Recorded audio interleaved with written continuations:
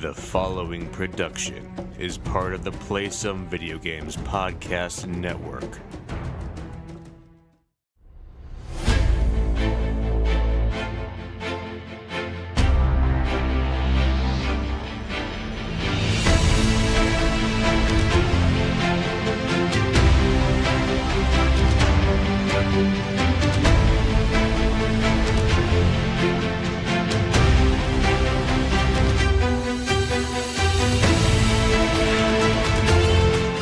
KPA and welcome to Board with Video Games, the gaming podcast that strives for the right balance of coverage for games you play on your table and on your television. You can think of us as the crisscross of gaming podcasts. We're a proud member of the PSVG Podcast Network and a member of the Make Us Better team over on Patreon. I'm one of your hosts, Kyle, and joining me on this co-op adventure, the Mac Daddy to my Daddy Mac, Josh. How are you doing this evening? I'm gonna make you jump. Excellent. Excellent. I'm hot. It's very hot here. It's very, very hot in Massachusetts right now. You think if you wore your clothes backwards, you would feel cooler because you're cooler? Maybe in the 90s, but not today. I don't think that would fly today. It is amazing that ever became a thing, right? Everyone in school was wearing their clothes that way. It was ridiculous. I know. I can't still believe sometimes that actually was something that broke through. I always wondered, do you ever wonder what happened to Crisscross? I saw them on something recently as adults. So I think they're just kind of being human beings. Well, hopefully they would be adults now. Well, I saw a picture of Goldberg. Did you see the picture of Goldberg from Mighty Ducks? Oh, yeah. Yeah. Boy. No, I think Crisscross are doing better than he is. Really interesting fact about me. I was in one of the Mighty Ducks movies. You were? I was a paid extra in Mighty Ducks 2. Nice. Yeah. It's what, living in the Twin Cities in Minnesota, and that's where they filmed it. So got to eat lunch with Joshua Jackson and Emilio Estevez. It was pretty sweet. So that's pretty awesome. Yeah, it was pretty cool. My one claim to fame, I guess. I was an unpaid extra in Boy Band of the movie. I don't even know what that is. Yeah, I know. Nobody does. Oh, man. All right. Well, hey, you know what? This isn't a podcast about movies we've been in. This is a podcast about games. So thanks so much for joining us this week, everyone. As always, if you have any feedback, questions, suggested topics, hit us up at Board with VG on Twitter and over on Instagram. You can also find us on Facebook at facebook.com/boardwithvg. So please feel free to give us a 5-star rating over there. Also, if you'd like to communicate more in the long form, you can hit us up at boardwithvg@gmail.com and use that hashtag boardwithvg on all the social medias so we can see all the things you're playing and we can check them out and be jealous because you have so many times to play games when we try so hard to play games and don't often have as much time as we'd like. So hard. I know, right? But if you are interested in helping make us better, please check out patreon.com/makeusbetter. And big thanks to all the supporters over there. If you have a buck or two you're willing to spare, we'd appreciate it. If not, hey, that's cool. We're just happy you are listening. So enough of the housekeeping. Josh, what have you been playing on your tabletop, sir? So last week on our podcast, we talked about doing a poll, which we ran for my unplayed board games, which I will be adding more to, apparently. And the poll went out, and we got a decent amount of votes, and Wasteland Express Delivery Service won the vote. And my wife was sick all weekend, so we actually didn't play any board games. Oh, no. So you did a poll and then didn't even follow through with the poll, Josh. I know. I kept telling her I don't want to be that guy. I was reaching out to all my friends to see if anyone would come over or we can go to their house. So we're still going to play Wasteland Express Delivery Service. We'll play it this week. I have Thursday and Friday off this week, so we'll probably get it to the table maybe Wednesday night. So we're recording Tuesday night. So by the time you hear this episode, I will have played it. I did watch it played, and I did read the instruction book. It seems like it's gonna be a pretty heavy game. Mm-hmm. It took me about an hour and a half to unpunch and organize everything. That was not fun. And I have done that to my copy of it as well, and that is my wife loves punching things out. Yeah. And she was like, "Hey, how about you finish this?" It was real daunting. And when I opened it, I was like, I really wish every board game company would do inserts like this when I first opened it. Mm-hmm. And by the time I got done with it, I was noticing a lot of flaws space-wise. And if you follow the instructions in the book, they don't tell you where to put everything. There's like a whole 2 trays or there's no like diagram for. So I had to like go online and find images from people's games. So that was very frustrating to me. But anywho, I can tell you what the game is about. It's essentially it's a pick up and move game where you're competing individually against your opponents to fulfill missions, and you have a set amount of, we'll call them like player pieces or even minions, if you will, that as you complete missions, you put your character token on it. And once you complete 3 specific types of missions, your game is over and you win.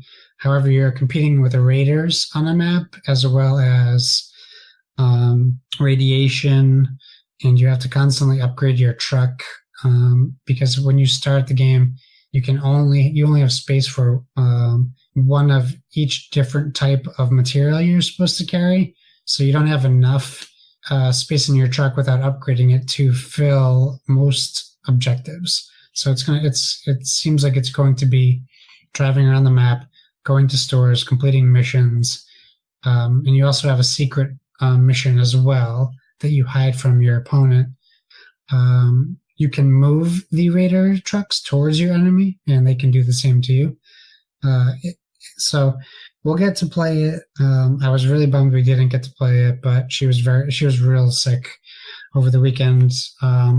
So much so that we didn't even play anything, and usually we'd play something that was lighter, but we just didn't get to it. I did learn how to play pitch for the first time. Like we talked a while ago, I never really played trick-taking games until Fox on the Forest. So during the week, I did learn how to play pitch. That was exciting and fun. So now I know how to play pitch. I don't know if I know how to teach it or explain it to somebody, but I get the general idea. Thanks to Fox in the Forest, it actually helped me pick up how to play. So yeah, I think that is a big thing with trick-taking games, of that once you understand the general concept of them, picking up other ones, I think, comes a little bit easier. Yeah. So that was something I can check off. Everyone was surprised I never learned pitch. I'm like, I just didn't grow up in a house that played pitch. We played Rummy Cube and poker. So there you go. That's what we did. So unfortunately, I didn't play any board games. Isn't that crazy? That actually is really odd for you. Of the two of us, we should play Villainous or something, but I couldn't even get that. I was like, what can we play in bed that doesn't require a lot of space? We should have played Fox in the Forest, but she wasn't even down to play anything. So well, hopefully she's feeling better now. She's feeling better now. That's good, at least. So yeah, we're in a clear. So how about you? Did you make good on what I didn't do? Well, I did go to my parents this weekend, and I went and saw my niece. So my usual game time for board games, I was pretty busy. I was not having a ton of time, but I definitely wanted to still make sure I got something played.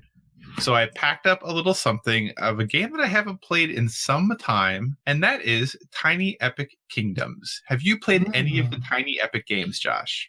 I really want to, but every time I go to get one, only the expansions are available. Yeah, so if you're not familiar, Tiny Epic Kingdoms is a line of games from Gamelin Games that started with Tiny Epic Kingdoms, I believe, back in 2014, I think, about 4 or 5 years ago. And there's now Tiny Epic Kingdoms, there's Tiny Epic Quest, there's Tiny Epic Galaxy, there's Tiny Epic Defenders. I think there might be Tiny Epic Zombies as well. Yes, maybe? Zombies just came out. Yeah, so there is a number of games in this series. The one thing I will say is I have the original Kickstarter version of the game. So there was a second edition that came out, I think in 2016 or 2017 or so. I don't have that edition. So I know there are some rules changes, but I don't fully know what those rules changes are because I still have the original and that's still the one that I play. So as a result of that, I'm not necessarily specifically going to go through the rules of the game, but I am generally going to talk about what the game is, kind of how you play it, the feel, and when it might be a good fit for you. So Tiny Epic Kingdoms is actually a 4X game. Now, Josh, when I say 4X game, are you always able to remember what the 4Xs are? No, because I was just watching Dice Tower and they said something was a 4X game, and I was like, oh, what is? I forget already. I always forget one of them because I know there's Explore, Expand, and Exterminate, which is really sad that like I can remember the Exterminate one. So I always remember Explore, Expand, Exterminate, but then the last one is Exploit. So those are the 4Xs. And in this game, you're basically exploring and taking over new land. You're expanding the size of your kingdom. You're exploiting resources from the other people in the game. And sometimes you get into war, so you have to exterminate them. And Tiny Epic Kingdoms, though, often these games are huge, epic, massive games that take up a ton of table space that you're playing for hours and hours on end. And this is just trying to be a tiny version of that. And honestly, overall, it does a pretty good job. On your turn, basically what you do is whoever's the first player, they pick one action that they're going to do. There's one shared action card that everyone who's playing the game takes their actions off of. That the first player goes ahead, picks the action, and says that we're going to do this thing. They then take the action, and then you just go around the table, and everybody else either takes the action or takes a resource. That's it. And then the next person goes and does the same thing, goes all the way around the table. Next person goes all the way around the table. Obviously, every time you're taking an action, you're covering it up. And then once all the shields have been used, if you get back to your turn, all the shields have been used, you just clear off the shields, start over again, and you keep doing the same thing. And that's really the goal, is you're just trying to get to the most victory points. Whoever does that most effectively through either building their kingdom up the most or exterminates the other players, takes over the most land, gains the most resources, learns the most magic, whatever it might be, is going to be the winner. Now, the cool thing about this game is that there's a ton of variables set up in it. So when you're playing, it comes with a deck of cards. And this game is very small. When they say tiny, it's a very, very small box, probably like a 6x9 box that it comes in. It's very small. But it comes in with it has a bunch of different terrain cards that you randomly deal out. And then you pick which side of the terrain card you're going to use because they're all double-sided. And then it comes with a number of different factions, all with variable player powers. That as you learn magic, it gives you different abilities throughout the game. And, it's kind of, they fit most of the fantasy tropes. So there's nothing in there that's going to be super surprising or super unknown. But it is kind of a nice way to really get a different feel for the game as you're playing it. Overall, I think if you are looking for or maybe haven't played a 4X game, I don't think this is necessarily a bad place to start. It's not super complex. They're definitely, when you get into 4X games and you think of things like Eclipse and things like that, like, those games are going to be steep learning curve, huge investment in time. And this game just isn't going to be that. The thing plays probably in half hour to 45 minutes. You can probably get it for $20 to $25.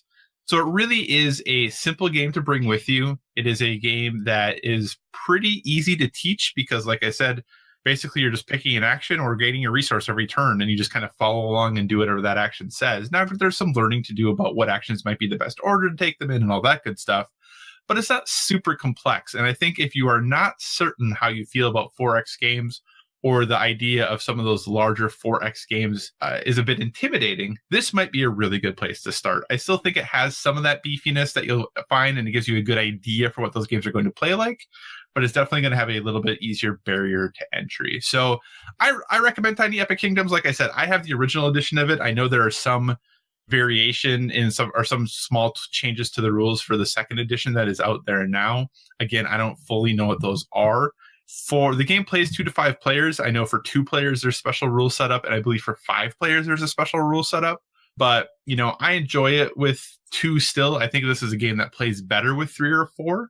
But overall, I think it's an easy game to get into, pretty low barrier to entry, good price point, and super quick to get into as well. So if you're interested in maybe exploring some of those more epic games, those larger, more in-depth 4X games, I think Tiny Epic Kingdoms is a great place to start.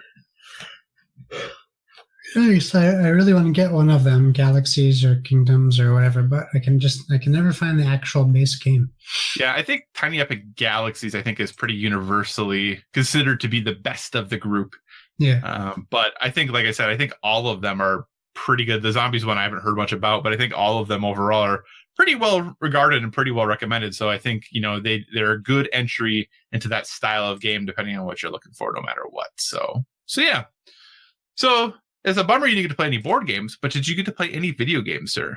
You're going to have to carry the weight for this week. So with the wife being sick, I do like to be a good companion when that happens. So spent a lot of time with her. So we were watching, I'm sure that this isn't, well, maybe it is. I discovered for me on YouTube a group called Try Guys. Have you ever heard of them? Oh boy. Because see, I'm real old. So I really don't watch anything that much on YouTube. So no, I have no idea who Try Guys are. So that's okay. So we're watching them. They used to be on BuzzFeed and now they went off and they're on their own channel. But one of the guys, it's 4 guys. One of the guys did a series with a girl who is like a cosplayer who also works at BuzzFeed, I think.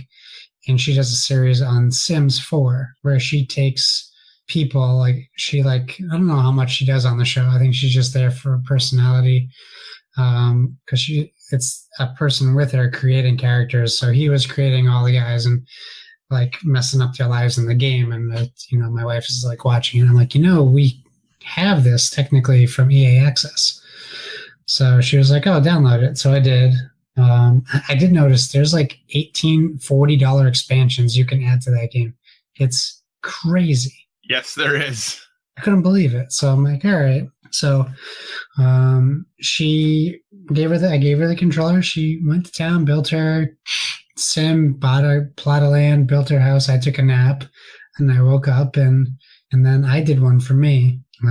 We really just kind of went through the character creator, which is pretty in depth. And I would love to complement it more, but it didn't save my character when I went into the game. And it loaded a default over my 35-minute character creation and didn't save it. So I wasn't super thrilled about that. And then it didn't let you go back and re-edit the character. But for me, like the last Sims game I played was Sims 2. So that's got to be, 15 years in between 2 and 4. Mm-hmm. So it's a big, huge step forward. Forward is a big, huge step from what I used to play. So it looks incredible, plays really well. It's just, I don't know if it's not a game for me. It's just like I got through college on The Sims and Sims 2. Like that's what I did every day. But just, I think they made it too in depth now. Like it was nice and simplistic back then. You have a cheat code, you get all the money you want, you build a house you think is cool, you kill Sims. It's very easy to do. Build a house with no door, set it on fire. Exactly. Like now it's so much more intense, which is great. I'm glad the game evolved to that. But I'm excited that she's excited to play it. So that'll give her time. I downloaded the NHL beta and then I went to play it and it was down already. So I didn't play that. I downloaded Valkyrie Chronicles today. Valkyrie Chronicles 4 demo. Valkyria Chronicles? Oh, sorry. Valkyria. Sure, that. Yeah, Valkyria Chronicles. I haven't gotten to play that yet either. I didn't really get to play any games. It was a sad, long week. It was very hot also last week. And Saturday I worked and then we were in a tornado watch for the most of the day. So we did have a tornado touchdown about 15 miles from my house. So all right, that was exciting. That was an exciting day. And that's New England. So there was a chart they put up. We've had as many tornadoes this season as Oklahoma has had. Oh, nice work. In New England. So I don't know if you guys are overachieving or Oklahoma's underachieving. Either way, it's not good. But 12 for them and 12 for New England. So yeah, we're not thrilled about it over here. I'm sure. And the week before that, we had 2 touchdown here locally and did some pretty did good damage as well. Yeah, living in Iowa, tornadoes are just part of life. Not that I don't want to make that sound trite or that it's not a big deal. It's obviously a big deal, but tornado watches, tornado warnings, those are I get it. regular things. For you, I can't complain about tornadoes, and for Caroline, I'm not allowed to complain about the heat. I get it. No, I'm not saying you can't complain. I'm just letting you know that unfortunately I can't sympathize as much, but I will attempt to empathize with you. I know. I'm kidding. But we'll talk about it later. But I'm really interested in Dead Cells. It looks great. I really want to check it out. And then there's a game by Devolver Digital on the Switch. It might not just be Switch. That I want to get, and I'm forgetting the name, like Between Souls or whatever it is. So I have aspirations of adding them to my gameplay list, but I really didn't. I wanted to get back into Dragon Age. I didn't get back into Dragon Age. I wanted to play more No Man's Sky after my conversation with Seth and Kevin on the PS3G podcast, and I didn't get back into that. So if I didn't have to work tomorrow, I would play Titanfall 2 with Sean Capri tonight, but I think I'll try to play something and stay up a little bit later tomorrow night, whether it's a board game or a video game. But gotcha. Yeah, so I'm boring this week. No, it's okay. I want to back up real quick. So when you were talking about The Sims, interesting fact, I've never played The Sims ever. Okay. I have seen people play The Sims. I had roommates who played The Sims a lot. So I generally, henceforth, the whole, like building a house and starting it, like I have no experience with that. I just know people who've done those sorts of things. So when I think about, games that have had like a big, huge legacies, and since we're going to have a little bit of probably extra time tonight, are there other series that you just haven't played? Because like I said, I've never played The Sims. So that's a huge hole for me that I just don't know anything about. What are the games or the game series / franchises that you've just never really experienced that are a big deal? A lot of them you would probably mention, and then I would be like, oh yeah, I haven't played them. But I think like the big ones, at least from like talking to you, would be like Ratchet and Clank, Jack and Daxter, those games. I kind of really maybe put in 5 to 10 minutes of each of those games. Okay. Total. The new Ratchet and Clank is so good too. I know you say, and I know you say it, and like I want to like it, but I just feel like with my history of platformers, Spyro, Crash, didn't play those series. Have you played Ratchet and Clank? Like, okay, so you haven't played it at all ever, or you played it for a few minutes? I've played a version. I've played some of Crash Bandicoot. I played some of Spyro. But if you think back in the day when those games came out, I was getting like PlayStation Magazine that had demo discs. So right. That's really my only exposure to those games. Right. But you've never played Ratchet and Clank at all? No. But you have played Sunset Overdrive? Yes, and I don't love it. Okay. So I feel like you might like Ratchet better than you think, because it is a platformer, but it's much more about the crazy bonkers weapons that are in the game than it is about necessarily really tight platforming abilities and skills. So I don't know. I'm still willing to give it a shot. You have it, just so you know. So. Yes. I actually installed it and then uninstalled it, so I'll reinstall it. But what about you? What about you for game series? Most of mine are Nintendo, actually, which probably isn't surprising. But there are things like Animal Crossing. I've never played an actual Pokemon game. Yeah, me neither. I've played Pokemon Go, but I've never played an actual like handheld Pokemon. I probably won't play the one this year either on Switch. But yeah, most of mine are definitely Nintendo franchises, just because pretty much after GameCube, I really fell off of Nintendo. And I have a 3DS, but I didn't have like anything from between Game Boy and 3DS. I had no Nintendo handhelds. So yeah, that'll stop you from playing a lot of games. So most of mine are Nintendo franchises, which is why, they don't let me on the Nintendo Shack very often. So, and also speaking of Dead Cells really briefly, where are you hoping or thinking you're going to play Dead Cells? That's a good question, because I didn't know it came on the Xbox. It came out on everything. Yeah.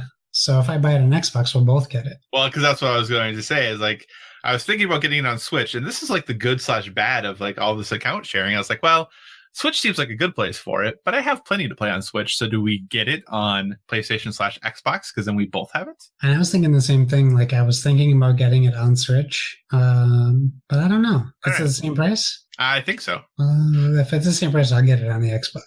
Okay. Well, I'm sure listeners don't really care where we buy our games necessarily, but I think it's an interesting thing that, being able to have that account sharing on PlayStation and Xbox, even though Xbox is a little bit smoother, it definitely makes it a little harder decision sometimes with those games that seem like they fit really well on Switch, but then we could both have it if we don't find it there. If you listen, do yourself a favor and get a friend. That's right. Who also has an Xbox and do game share. Absolutely. It's definitely worth it. Hey, but speaking of sharing games, one game that I did pick up just before we started recording tonight, well, not just before, a little bit before we started recording tonight, jumped into some Overcooked 2. So, hey, you own that on PlayStation now, just so you know.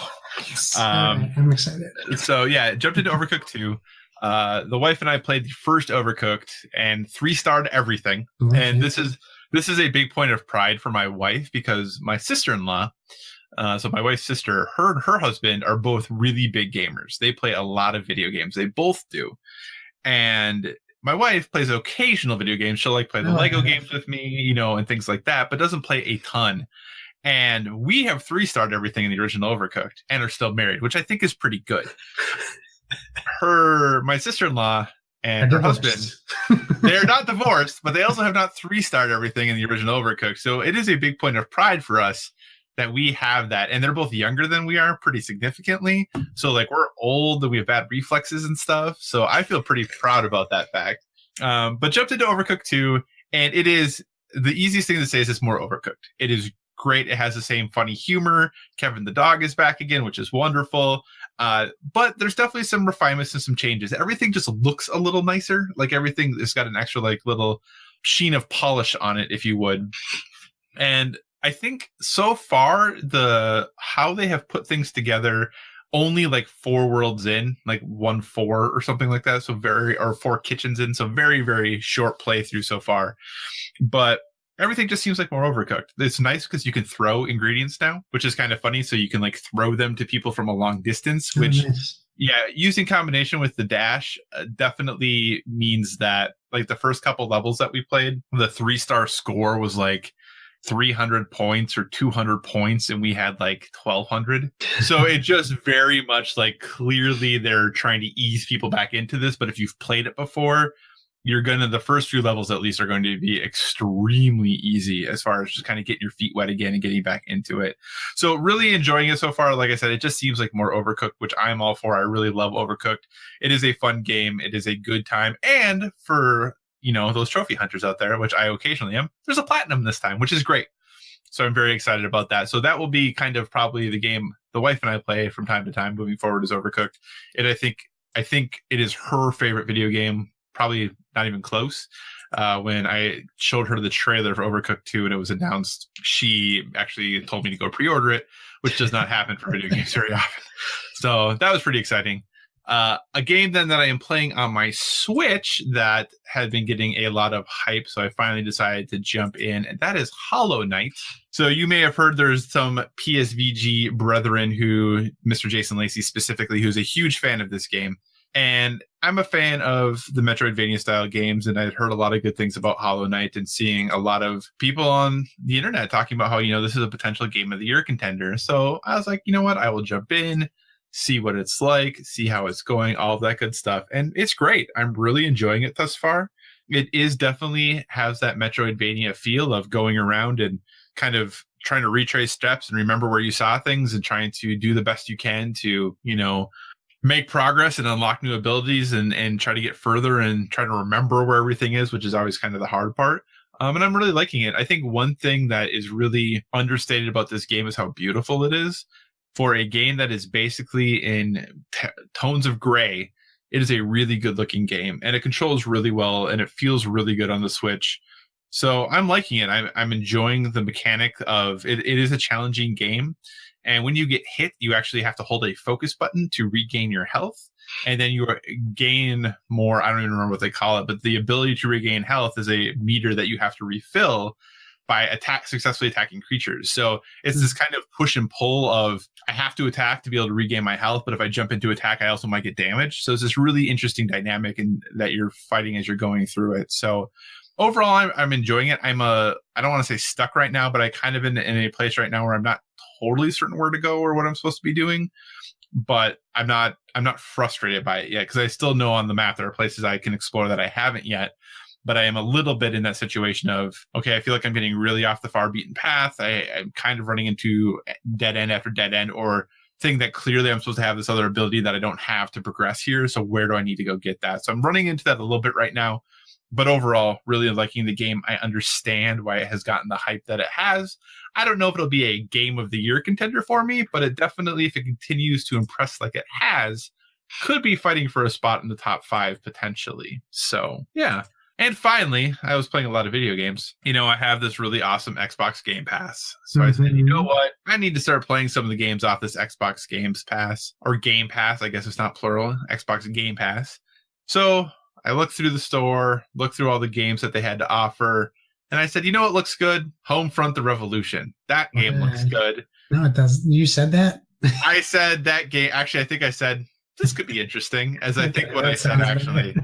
So I downloaded Homefront: The Revolution, because I actually played the original Homefront back on 360, and it was fine. Like, it was doing some interesting things. I think it was trying to tell an interesting story. It was very much at a time where AA games still existed. I think it was a preeminent AA game that it was trying to tell the story of a AAA without quite the polish.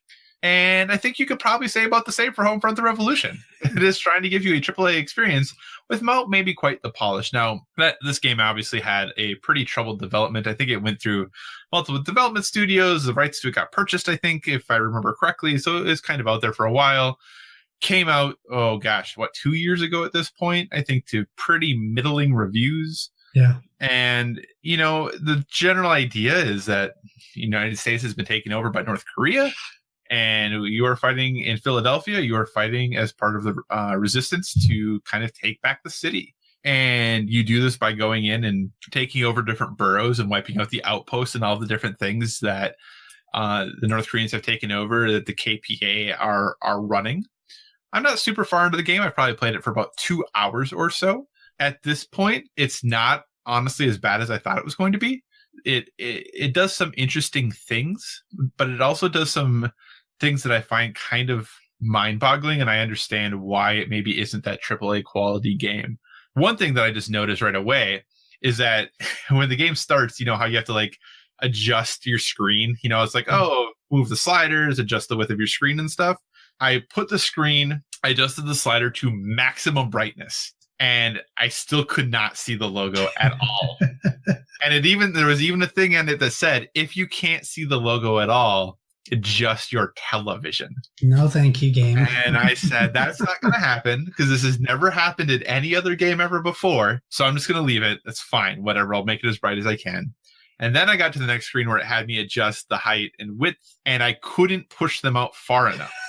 It didn't get all the way to the edge of my screen either way. So I said, well, I guess that's fine. I guess that's a little less that I have to worry about. And it's interesting, though, because the screen still fills up completely. But I think maybe there's no hit detection or something outside of that. I don't know exactly what's going on. But yeah, so that's a little interesting, because the screen is still full. Definitely when I'm playing, there's no black border around it at all. But yeah, it's really interesting. The AI is not always the brightest. But anyway, you're going around and you're taking out these outposts and you're doing these things. But it's very interesting, because as you're taking back these neighborhoods, some of the outposts are kind of like a Far Cry outpost, where they'll have multiple guards and they'll have all these things and alarms and all this stuff. And then some of them, though, are you literally go in and you find 3 things to put together a radio and then turn it on, and now you've overtaken it, but you didn't have to fight anyone.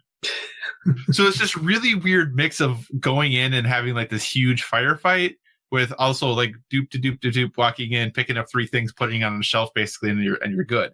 Which I guess I appreciate the desire to change things up a little bit, but it just feels kind of odd, where I always feel like I should be going in bracing for a fight, and then they don't always happen. You also can randomly recruit people to come with you. So if you just walk up to another, fighter, another resistance fighter and hit a button, you can recruit a couple of them to come with you.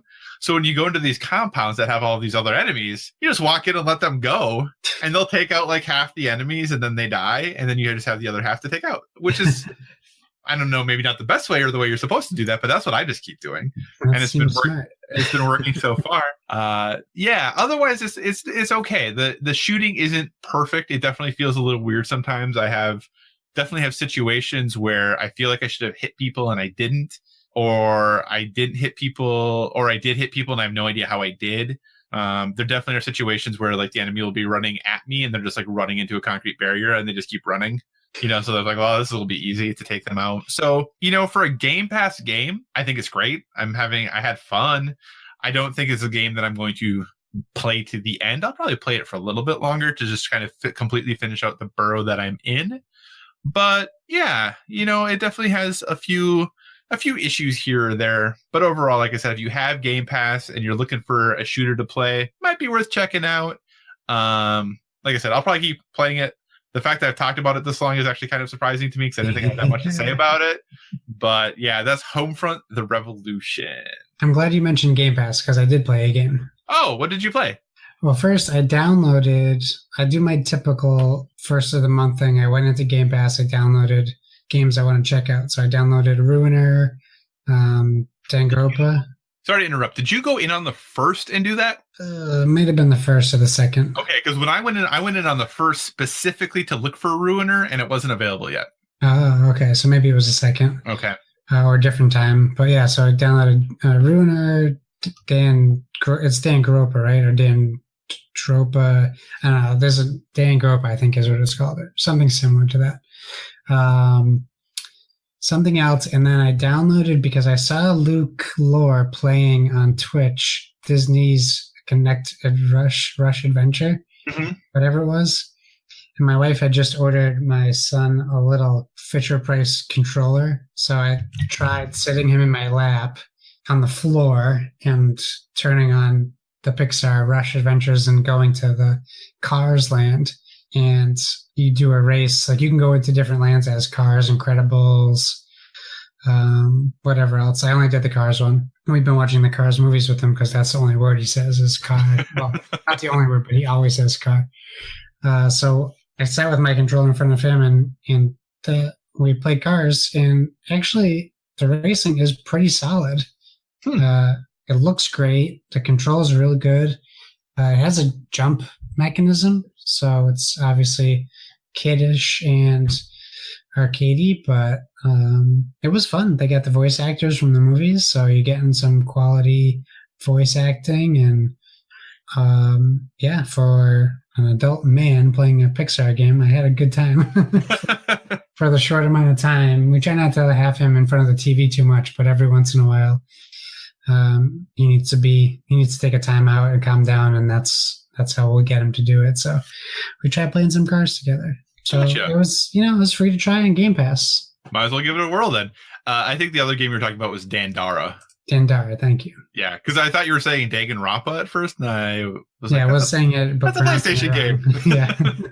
And then there was a couple other games that they added that I wanted to try, and then I thought I downloaded Battlefield 1, but it didn't push it to my Xbox. It just added it to my games you want to download or whatever. I bet I have it.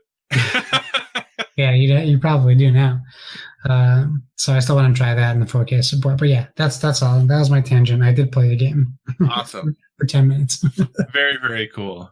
Hey, so let's move on. What do we got for topics of the show this evening? Well, we have two very interesting topics. Let's start with the first one. Probably the more exciting of the two. So there's a lot of stuff we probably could have been covering about Gen Con, but maybe we'll spread it out over the weeks. So our second E3 was last week. Yeah, right, exactly.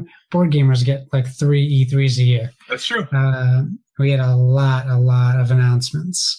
It was very exciting. One of the big announcements from Gen Con, though, was a new game that has been in the works for apparently a couple of years now, from famed designer Richard Garfield. and it's called KeyForge, Call of the Archons. It's being published by Fantasy Flight Games. And on its face, it seems like a regular head-to-head Magic-style card game. At least that's what I thought until Kyle sent me this link today. At its core, it's a very different and daring, I'll say, card game. You don't build decks. You can't build decks. Each deck is purchased complete, and every deck is unique. To elaborate on that a little bit, it's $10 a pack. You buy a starter deck for $40. It comes with two, we'll call them training decks. They're the same. They're identical in every starter deck. And then it comes with two unique decks. And every deck you buy that's $10 will not have the same exact cards as any other deck that they publish, which is insane. So we're just going to talk about what we think about this new entry into the game environment, to the game space. I will say, when Kyle sent me that this would be our topic, I honestly, my first thought was, why would we cover KeyForge? Until you told me like you were getting like deep into the BGG article, and I sat down on my lunch break and I just read that thing with my jaw metaphorically on the floor. How just crazy ambitious this is for a game. Right. So I'll let you expound, but from what I gathered from it and what I can tell people about it is the names and images on the decks are randomly generated. I'm assuming by a computer, not by a factory of workers. And there are 5 or 6 factions or icons in the game, and they will be randomly put into pairings of 3. So there's like Mars is a faction. They're not called factions, though. They have a weird name, like Aether, maybe. That's not a weird name. It's something different. I have it open here. I should just look at it. So they have 7 houses. Mm-hmm. They have different logos. So they have, one's called Logos, which looks like logos. It does. It really does. Shadows, Sanctum, Untamed, Ois, Mars, and Brobnar.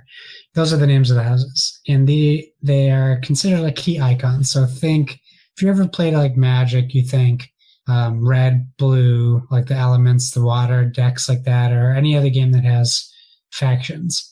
And these cards, these decks you get will have 3 of those logos on them from left to right. But for an example, one has Mars, OIS, I'm just going to pronounce it, Ois, and Brobnar. One of them is featured more prominently in that deck than another deck that might have 2 of the same logos, or all 3 but in different orders.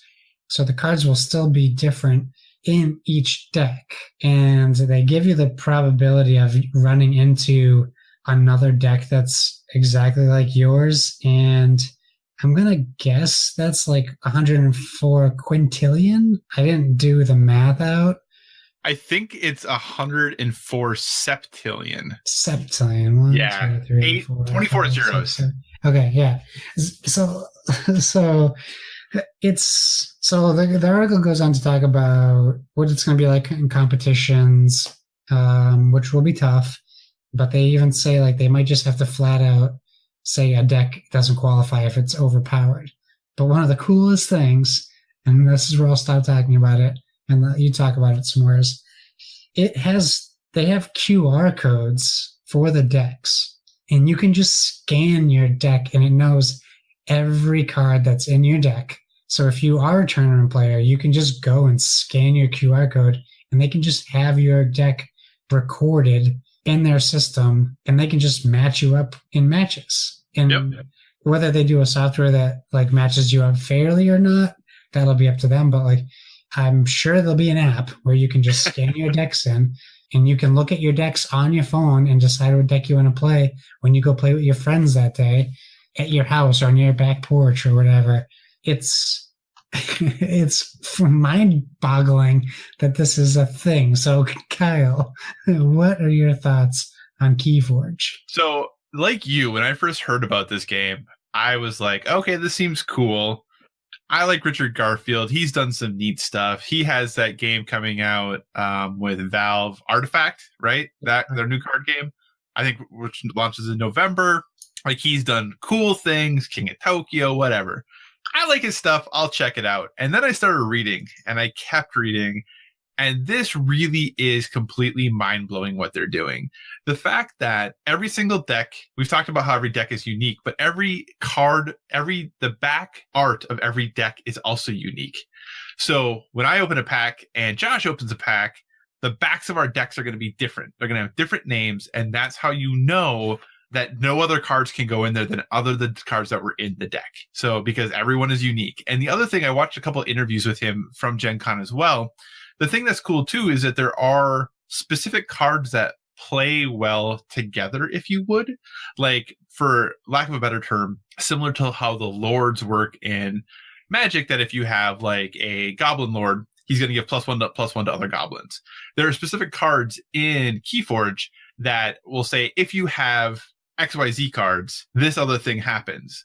In all these decks, you'll never be without the XYZ cards. So the program that puts all these together is smart enough to know that if a player gets, or if a card gets a benefit from another card, that other card will be in the deck too. So it's not like you're like, well, I hope this other thing that I need is going to be in there so I can use it. It will be there. So that to me is also very, very interesting of how they're able to assemble all of that and put it together. What he said in one interview that I thought was, I don't know if it was a mistake or a misspeak, but he talked about how, yeah, all of the decks, when you open them, they have a deck list that's available there, and they have a card that talks about what the deck is with the QR code that you can scan it in so you can just play your deck online. Oh. Now, I didn't hear that talked about anywhere else other than in that interview when he said that. And like I said, it could be a deck managing software. It could be for tournament software, or maybe there really is going to be a straight up online version of this game, because realistically, there's no reason the game couldn't exist both digitally and like in real life and still not have the decks overlap at all. It's something that could easily happen. Yeah. So I just think this is a really interesting thing that apparently, according to other things I've read, he's wanted to make this game for 10 years, but there hasn't been the printing technology capable of making it happen until now. And I think really, like, you mentioned the $40 to get the starting kit that comes with some chits and all of that good stuff, because the reason the game is called KeyForge is what you're doing is you have to forge 3 keys throughout the game in order to win. And the way that you forge these keys is you get amber. And once you get like 6 or 7 pieces of amber, you can forge 1 key. So you have to have like these pieces of amber and other markers and things like that in order to kind of play the game. So that's where the starter pack comes in. But the fact that each complete deck is $10 is such a easy entry point. And the fact that they're decent, like, it's like playing sealed deck in Magic, where, yeah, there might be like a really good card here or there, but more than likely, as like, how good can you do with just the basic things that you need to be able to do in this game to be successful? And there's also like no mana. There's not like a mana or a resource that you're generating each turn in order to play these cards out. So it's not like the idea of, oh, I didn't get my land, so I wasn't able to play my thing, so that's the reason I lost the game. Like, each turn, you basically are choosing, okay, I'm going to play the cards from this faction this turn, and you can play all the cards in your hand from that faction. That's totally fine. You don't have to pay anything else. There's nothing to pay. You just have to pick one faction you're going to play each turn, and then you draw back up to 6 cards. So how card advantage and the idea of card advantage works in the game is really different, and the idea of value and how that works is totally different than other games as a result of that. So this game, I think, is just, I am far more smitten and interested in it than I thought I was going to be. I am very interested to see how balanced it truly is. Are there going to be in that 104 quintillion, whatever I said it was? I can't remember now. Septillion in the 104 septillion decks. I gotta feel like there's going to be some that are just absolutely overpowered. Like, it feels like there has to be. But then what are the chances of getting somebody who has that? I'm really interested to see how tournaments will run. Will you get one deck at the beginning and that's the deck you use the entire time, and then maybe top 8 you get a different one? Or is it a situation where every round is a new deck? Like, how is this all going to work? I think this is going to be really interesting to see how it plays out. I think there's a lot of cool opportunities that only a game like this can provide. I just really hope it finds a community that gets behind it, because this is something I'm really interested in playing. And the idea of not having to go out and play this really finely tuned deck like you did in Magic. Like when I played a lot of Magic, having to build this standard deck that was really finely tuned to the meta and trying to spend hundreds of dollars on cards to get it that I can use for 3 to 6 months. Now here's a $10 deck. Good luck. Like that idea is so refreshing to me, and that you could just keep that deck and you can keep playing that deck. It's not like you have to get a new one each time. Right. I think is cool and really cool. I think the idea that's a little random is maybe somewhat of a detractor, right? Because maybe there's a certain style I like to play, and now I can't really build a deck to do that. I have to just take the risk that I'm going to get a deck that's going to play it to my style. But I think this also opens me up to playing things that I normally wouldn't otherwise. And since the price point for entry is so low, I'm more okay with that. If it was $40 per deck, I wouldn't be saying the same thing. Right. But since it's 10, sure, why not? You could just show up to a tournament with no deck and pay $10 and have a tournament winning deck without knowing. Absolutely. I really like I love the price point, but I like it because this makes it accessible for anybody who's ever wanted to try a CCG that was always overwhelmed with deck building. I know, exactly. Like we're on this. If you're on the Discord, like I'm in like the middle of like conversations with Donnie and Seth about Star Wars Destiny, and like even just trying to have a basic conversation about what you can do and what you can't with Star Wars Destiny, and it's not as even closely as involved as Magic or something like that. It's still, I'm glad they're taking to it and getting into it, but it's not so easy to talk about building decks and changing decks over time based on booster packs. Like this is something we could just be like, if Kyle and I like this, we could be like, hey, you guys go get KeyForge. You literally just learn what's in your hand. Yep. You don't have to learn anything else if you don't want to, but you can. It was interesting because this weekend, oddly enough, as I went up to the Twin Cities to see my family, was there was a Magic Pro Tour this weekend that happened to be in Minneapolis. I didn't go to it at all because you typically, unless that's changed since I played, you can't go to Pro Tours and just watch. But it was the 25th anniversary of Magic this year, which is in and of itself pretty amazing. But I watched a little bit of the tournament on Twitch, and it was a team tournament, so they were playing standard, modern, and legacy formats. And it's really interesting about, like, even though I haven't played a lot of Magic in a number of years at this point, how for the older formats, for modern and for legacy, I was able to pretty much follow exactly what was going on. A lot of the decks were still, especially for legacy, were decks that people were playing when I was still playing. Not necessarily a ton has changed there, but for standard, I was like, I have no idea what's going on. I have no idea what any of these cards are, what they do. Half these keyword abilities are things that did not exist when I played. So it is really interesting about how much all of that changes, and the result of that, how appealing it is to get into a game like KeyForge at the ground level. Because if you try to get into Magic today, it's like, where do you start? Do you start with standard? Do you start with sealed? Do you start with draft? Do you start with, do you start with EDH? Like, what do you do to get started? And what's the best way to do that? Whereas a game like KeyForge is like, here, buy this deck, play this thing, done. So awesome. Anything else to say about KeyForge, sir? No, I'm excited. Now I'm excited to find out more about it. So I'm actually crossing my fingers that Fantasy Flight's at PAX Unplugged. Yeah, that would be very cool. That'd be very, very cool. I would totally sign up for a tournament just to play that. Absolutely.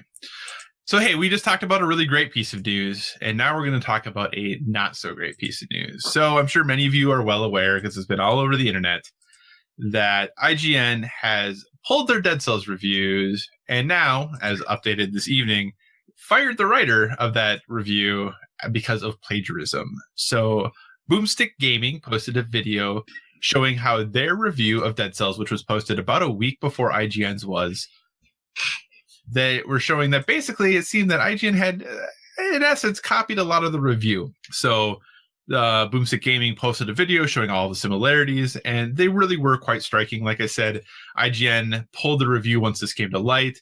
They did an investigation today and actually went very quickly. I thought this was going to take some time. It clearly did not. It took a case of a few hours. And the person who wrote that review and created that video review has since been parted ways with the company and with IGN. And I don't want to get into necessarily, the idea was going to be, oh, is this plagiarism or not? Because very clearly IGN's like, this is plagiarism. So that's taken care of. But I do want to talk really briefly with you, Josh, about what do you think it takes to get to this point? Like, how do you get to a point when it comes to video game reviews or anything where you just say, you know what, I need to take this shortcut in order to get this done? Is it a case of poor planning? Is it a case of desperation? Is it a case of intense pressure that maybe this is the only way you feel you can accomplish the task to a level of quality that, you know, you feel your employer is looking for? Not saying it's okay, but how do you think this happens? Where does this come from? Well, I can probably tell you where it comes from. It comes from the first high school paper you ever had to write. Jokingly, I say that. We have, I think, society has a way of being more forgiving to younger kids. So, from my high school experience, plagiarism was popular. But if someone got caught, it was like the end of the world. You know, obviously they get an F, but that's what kids did when you write a paper. So, not speaking to this person specifically, but I think systematically, if you're a kid who never gets caught plagiarizing and gets through high school, okay, does the same thing, gets through college, you're lucky, gets a professional job, they're already in the mindset that this is something that they can do. Now, where does the idea of plagiarism come from? I'm pretty sure it's procrastination, at least for the majority of cases, but obviously a person's character comes into that equation as well. Because if you don't think you're doing something wrong, you're not going to have a second thought about doing it. And if you look, people are starting to post other reviews of his compared to other reviews.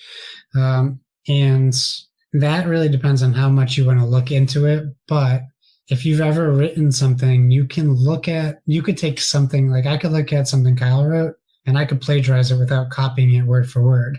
Right. If all I did was take Kyle's ideas in a paragraph and jumble them or add adjectives or whatever to make them seem separate from Kyle's. I couldn't tell you the definition of plagiarism from the dictionary, but I would say it's the lack of original thought or ideas on a subject. So if I can't say something about my Steam Link that I have sitting next to me and I need to use Kyle's words to describe it, that is a form of plagiarism unless I have Kyle's permission to do so in my mind. Like, that's what I would consider, like, you're stealing someone's thoughts and ideas. As crazy as that sounds, you're literally stealing someone's genuine thought. It's like if you're citing something you're supposed to reference it. And I think it would have been different if he had said at the end of his review, like, I don't know, I don't think you would ever do this in IGN review, but like I took a lot of this, like, I shared a lot of thoughts with Boomstick Gaming or whatever, like to some extent to give credit to this person who I feel like it looks like was being taken advantage of due to low viewer, like, so he was relatively unknown. Yeah, I mean, I'm not gonna see. I mean, we're not gonna put him on trial. Right. His viewer count and his subscriber count is obviously far smaller than IGN's is, but so is most people's. You know, like right. So is most people's. But like, if you want to try to put yourself into the shoes of a plagiarizer, like, say people are saying maybe he was up against a deadline. So you have to write a review. God knows I've done late reviews for PSVG. So I dodged the plagiarism bullet because I didn't do it. But if you're IGN and you have to write a review for this game and you're that type of person that would do that, you could go to PSVG, find a review that has 3 views and be like, okay, no one's going to notice if I take this content. Right. And I'm sure that happens all the time. And it's absolutely 100% despicable. If you're getting paid, even if you're not getting paid, but this guy is getting paid professionally to write this review and more, and he's taking potential money or a career away from somebody else. Right. So I don't know where I kind of veered off from the question, but I think I got my thought out on it. But I don't know, what's your stance on the plagiarism aspect of, I mean, you work in a school, you must see stuff like this frequently. So, when I was, plagiarism in general, in a very short look at it, is passing off somebody's works or ideas as your own. Like, that's what plagiarism is. It's not any more or any less complicated than that. When I was in grad school, and as a very personal story, I almost had to go against the academic dishonesty board because in one of my final papers I wrote for a class, I didn't cite something properly. Not that it wasn't cited, it was cited. I just didn't do it right. And I almost had to go against that, go to academic dishonesty because I didn't cite something correctly in one line of a paper. One line.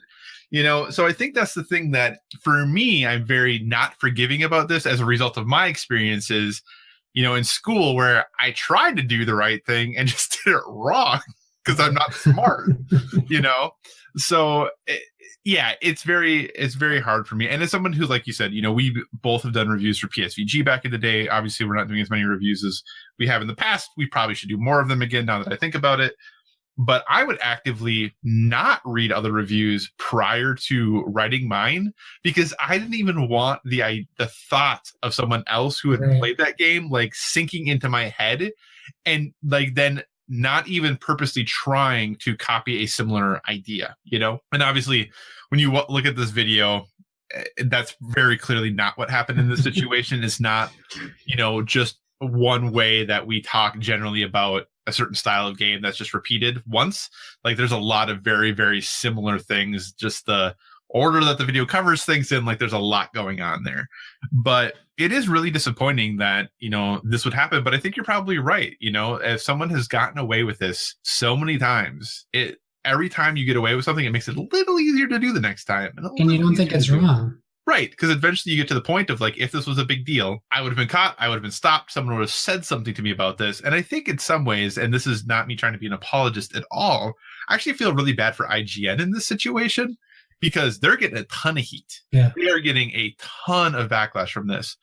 And I don't know how an editor can ever possibly know everything that's out there.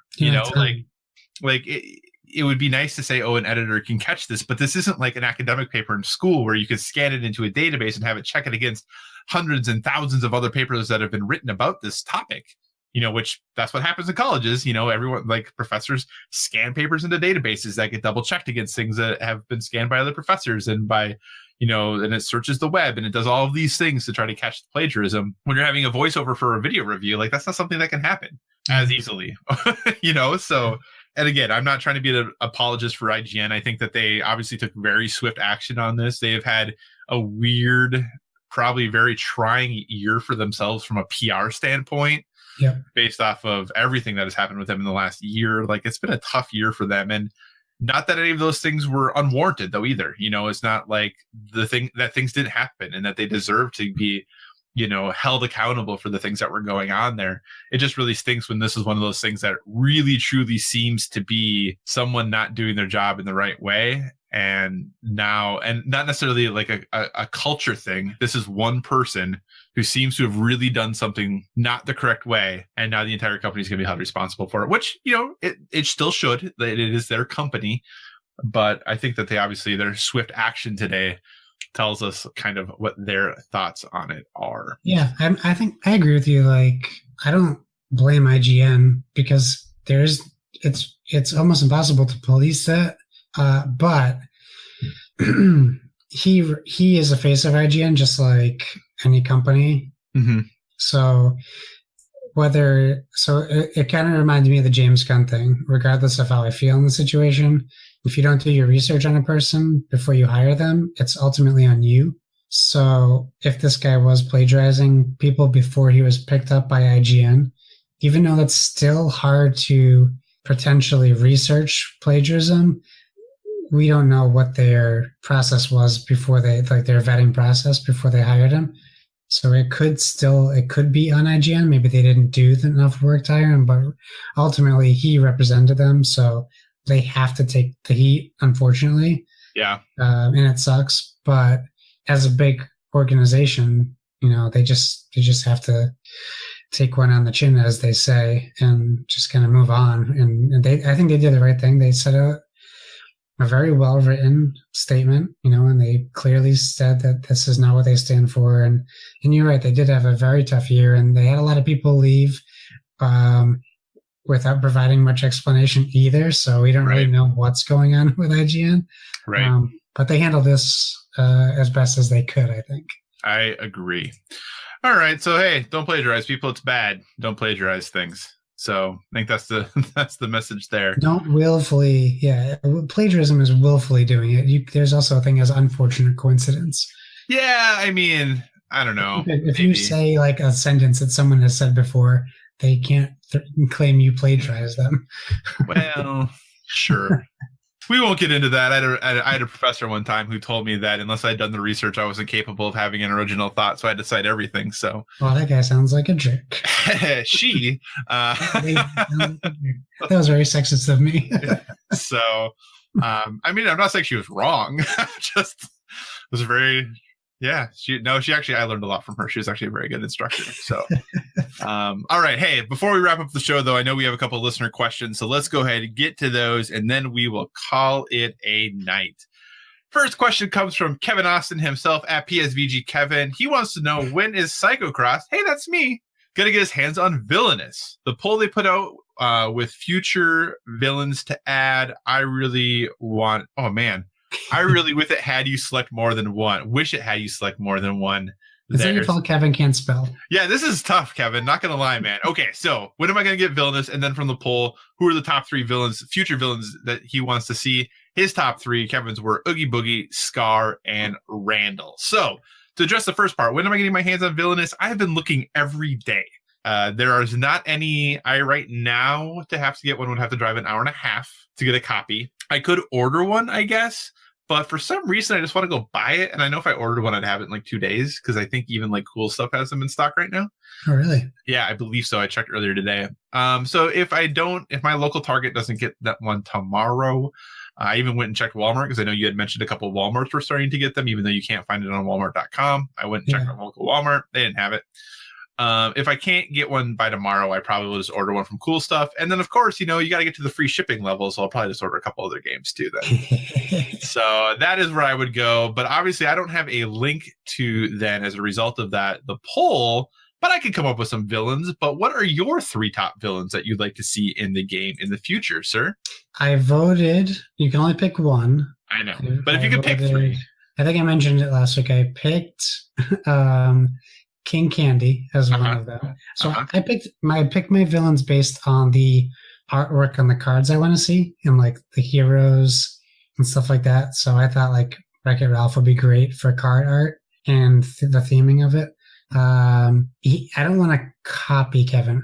The villain, and I can't remember her name, from The Emperor's New Groove. She's like a really skinny Cruella de Vil. Like, is it like Esmeralda, or I don't remember what her name is. Can you? I'm blanking right now. Well, do you know? Anyway, the villain from Emperor's New Groove would be one I would want to see.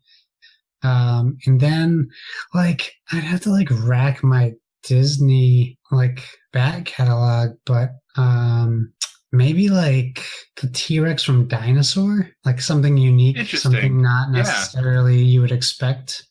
That would be interesting. Well, he was considered like the villain, right? Besides the asteroids. I mean, I think so. Yeah, I think that would be good. When you said you didn't want to copy Kevin, which one were you going to pick that he had?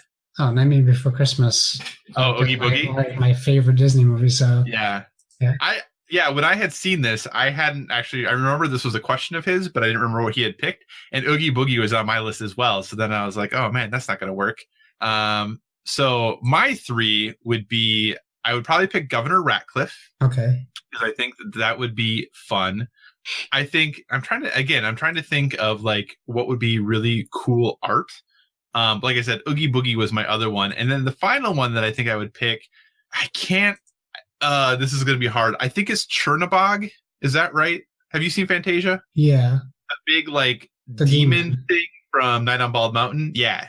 Like I think from an art standpoint, that would be sweet. Yeah, so, you could have all the art would be great for that Fantasia one. Yeah, so I think Chernobog is the name of that demon, if I recall correctly. Those would be the ones that I would pick. But hey, listeners, I would love to know what villains you would like to see in Villainous. So make sure you hit us up at Board with VG and let us know that. Josh, I believe you have another question for us, though, before we wrap this up.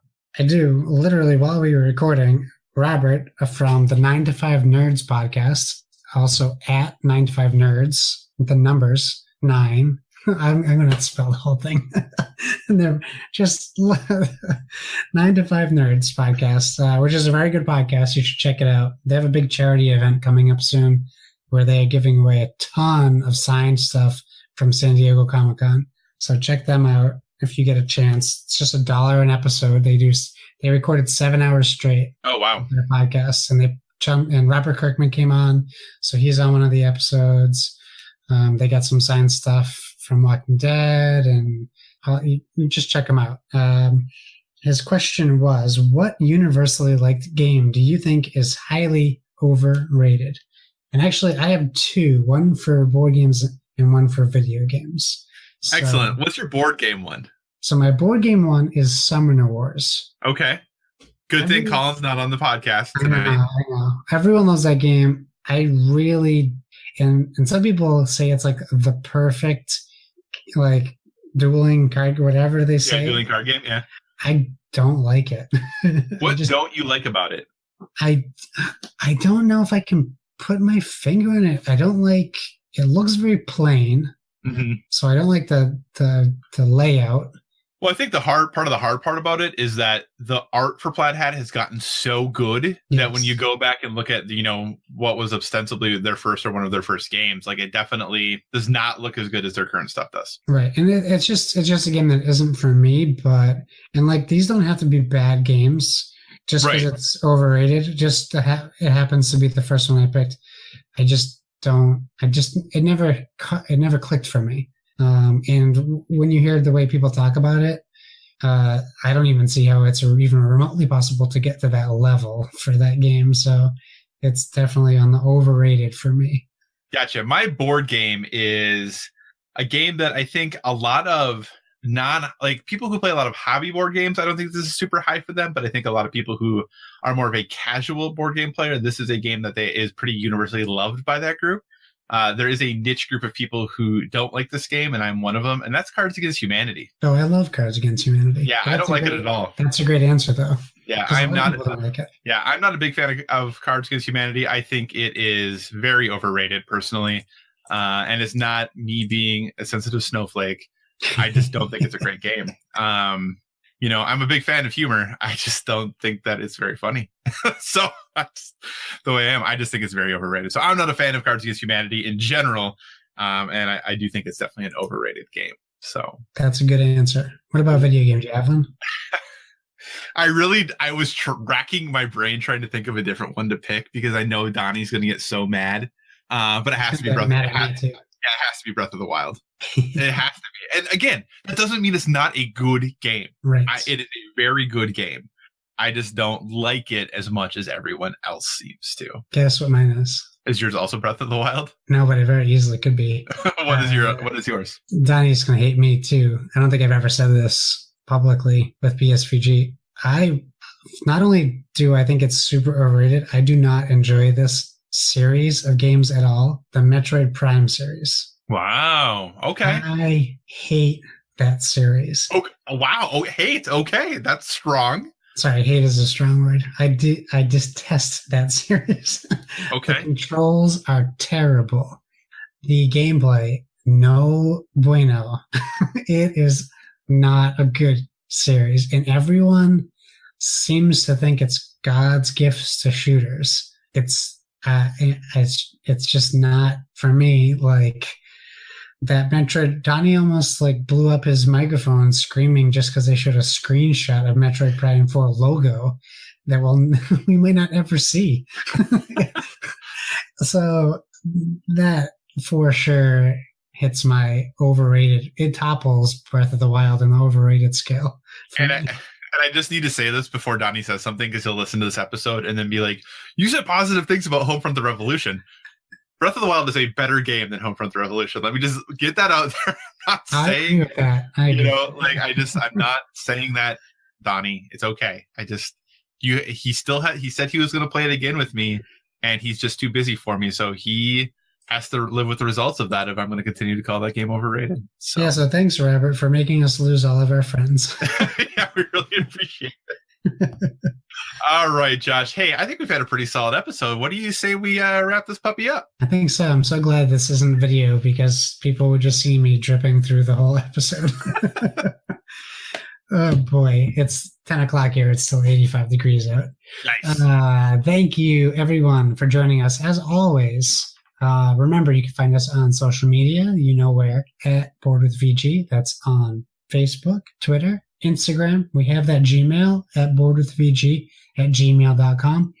Paul, if you're listening, I decided I'm not going to wait for people to get it Magic Maze in stock anymore. I'm just going to go to my Barnes & Noble where I know they have it. I'll ship it myself. I will get that going and rolling this weekend, so hopefully you'll have Magic Maze next week.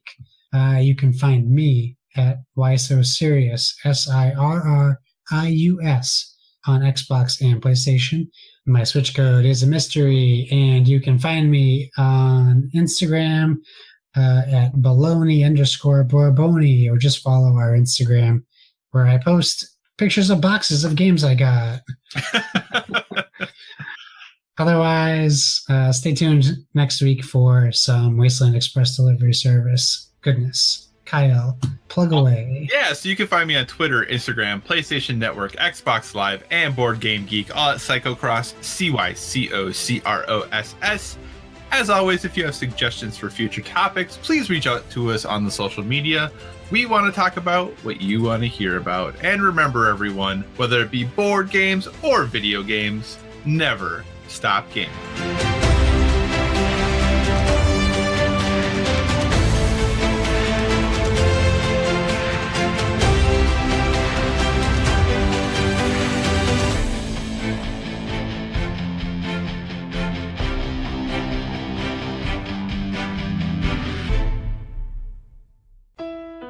This has been a production of the Play Some Video Games Podcast Network.